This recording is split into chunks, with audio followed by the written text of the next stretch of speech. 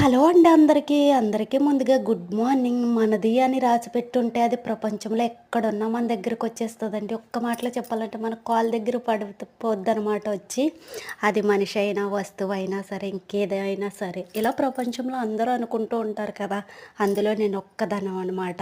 So friends, ఈరోజైతే నేను చాలా హ్యాపీగా ఉన్నాననమాట. నైట్ అయితే గోరింటాకు పెట్టుకున్నాను. చాలా అంటే చాలా పండింది.